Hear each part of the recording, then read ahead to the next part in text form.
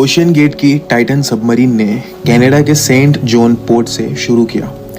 जिस लोकेशन पे इसको ओशियन के अंदर डाइव करना था, ये सेंट जॉन से 700 किलोमीटर दूर नॉर्थ अटलांटिक ओशियन में मौजूद है और इसी जगह पानी के नीचे समुंदर की गहराइयों में टाइटैनिक का शिपरैक भी मौजूद है। सैटरडे 17 जून 2023 को ये सफर शुरू किया गया और प्लान के मुताबिक अगले दिन संडे को सुबह 8 बजे टाइटन को पानी में उतारा जाना था।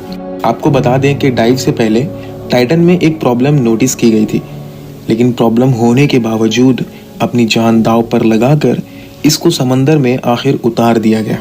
आखिर वो क्या प्रॉब्लम थी और पता होने के बावजूद इतना बड़ा खतरा क्यों मोल लिया गया, जानते हैं आगे इस वीडियो में।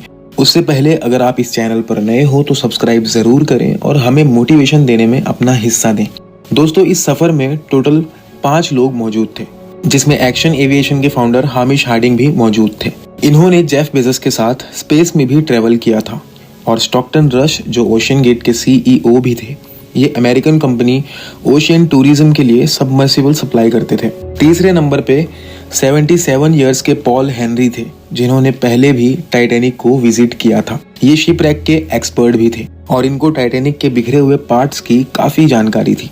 और आखिर में पाकिस्तानी बिजनेसमैन शहजादा दाऊद और उनका बेटा सुलेमान भी इसी सबमरीन का हिस्सा थे। 17 जून को डाइव करने से पहले हामिश हार्डिंग ने इंटरनेट पे अपना आखिरी पोस्ट किया था। उनका कहना था, ज्यादा ठंडा मौसम होने की वजह से उनका डाइव डिले हो गया है। कल सुबह को जब थोड़े वक्त के लिए मौसम बेहतर होगा तो हम डाइव कर जाएंगे। ये 5 लोग अपना शौक पूरा करने के लिए काफी फेमस टाइटैनिक का मलबा देखने जा रहे थे।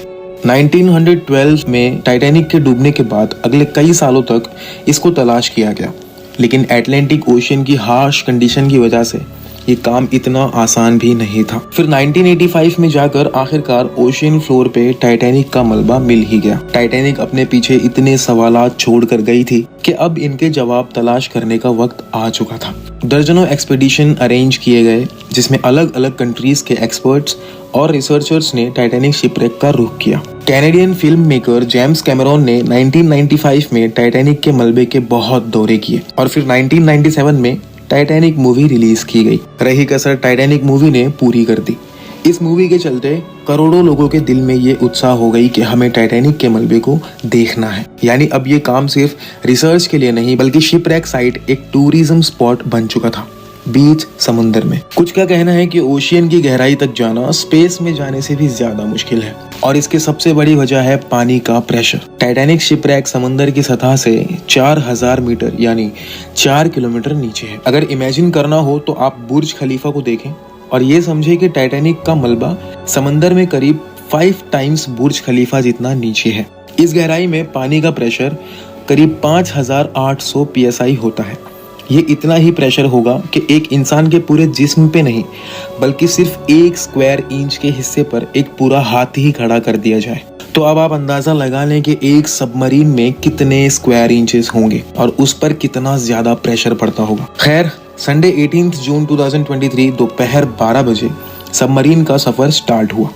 नॉर्मली टाइटैनिक तक पहुंचने में 2 घंटे लगते हैं, लेकिन 1 घंटे 45 मिनटों के बाद ही मदरशिप पोलर प्रिंस से, जो कि ऊपर वेट कर रही थी, उनका सबमरीन से कनेक्शन टूट गया। अगर 2 घंटे टाइटैनिक तक पहुंचने में लगने थे तो सिर्फ 15 मिनट पहले कनेक्शन टूटने का मतलब है कि सबमरीन टाइटैनिक के काफी करीब पहुंच चुकी हो। समंदर की इस गहराई में सूरज की रोशनी पहुंचना नामुमकिन है और यहाँ हर वक्त अंधेरा रहता है। इतनी गहराई में वायरलेस सिग्नल का टूटना एक नॉर्मल बात होती है। अपेरेंटली इस बात को पहले ज्यादा सीरियस नहीं लिया गया। ये पूरा ट्रिप टोटल 7 घंटों का था।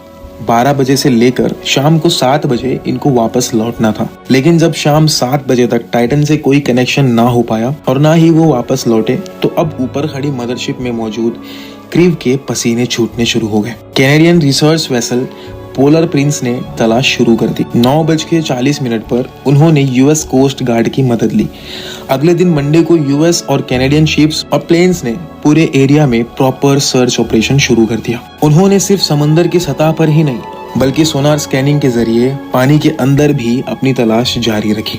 इस एरिया में जो भी कमर्शियल वेसल्स थे, उनको भी ऑर्डर दे दिया गया कि वो अपनी आंखें खुली रखें। अगले 2 दिनों तक ये तलाश जारी रही, लेकिन टाइटन का कोई अता पता नहीं मिला।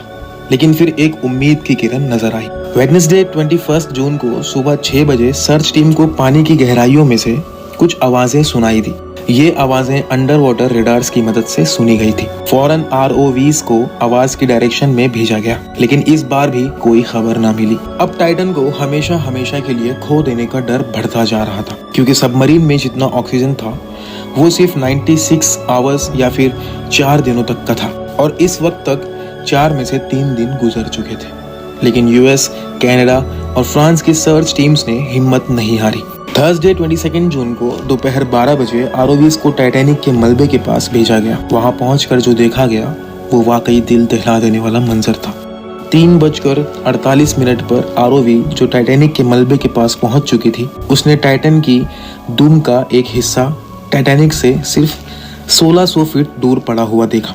जो देखने गई थी टाइटैनिक के मलबे को, अब उसका मलबा ही पूरी दुनिया में हेडलाइंस बन गया। इसका सिर्फ एक ही मतलब है कि सबमरीन पानी का प्रेशर बर्दाश्त ना कर सकी और समंदर की गहराइयों में ही फट गई। इस खबर ने पूरी दुनिया में जैसे हलचल सी मचा दी। ओशियन गेट के सेफ्टी पर कई सवाल खड़े किए जाने लगे। ओशियन गेट के CEO स्टॉकटन रश, जो कि खुद इस सबमरीन में अपनी जान गंवा बैठे हैं, उन्होंने 2021 में कहा था कि वो जानते हैं कि उन्होंने टाइटन को बनाते वक्त कुछ रूल्स तोड़े हैं, जो कि उन्होंने टाइटन को स्टील से नहीं बल्कि एविएशन ग्रेड कार्बन फाइबर से बनाया है। पर वो इस इंडस्ट्री में कुछ नई इनोवेशंस करना चाहते थे, तभी स्टील को रिप्लेस करके कार्बन फाइबर का इस्तेमाल किया गया था। पहली बार लॉन्च से पहले टाइटन को 5000 से 10,000 PSI के प्रेशर पे टेस्ट भी किया गया, जिसमें वो पास हो गई थी। पर एक्सपर्ट्स का मानना है कि ओशियन के अंदर हजारों किस्म की ताकतें सबमरीन पर पड़ती है, जिसमें ना सिर्फ प्रेशर बल्कि पानी का बहाव भी होता है,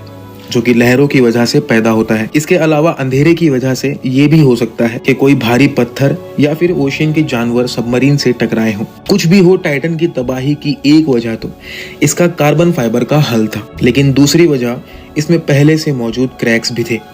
जी हाँ, टाइटन सबमरीन 2019 में एक बिजनेसमैन को भी लेके गई थी, और उस वक्त भी उसको ओशियन गेट के CEO ही ऑपरेट कर रहे थे। उस बिजनेसमैन ने बताया कि उस सफर के दौरान जब वो नीचे जा रहे थे तो उनको टाइटन की बॉडी में से क्रैकिंग की आवाज सुनाई दी थी। उस वक्त उन्होंने उस आवाज पर ज्यादा ध्यान नहीं दिया, क्योंकि उनको ओशियन गेट के CEO, जिन्होंने खुद ये सबमरीन डिजाइन की थी, उन पर पूरा भरोसा था। लेकिन इस हादसे के बाद उन्होंने CNN को बताया शायद वो आवाज इस बात की वार्निंग थी कि टाइटन की बॉडी पानी का प्रेशर बर्दाश्त नहीं कर पा रही। अगर ये बात सच है तो इसमें कोई शक नहीं कि टाइटन की बॉडी में क्रैक्स पड़ना पहले से शुरू हो गए थे। 2018 में ओशियन गेट के एक एग्जीक्यूटिव ने टाइटन की कार्बन फाइबर बॉडी के खिलाफ आवाज उठाई थी। उनका कहना था कि ये मसला सबमरीन के फटने से सिर्फ चंद मिली सेकेंड्स पहले पता पड़ेगा, और हकीकत में भी ऐसा ही हुआ।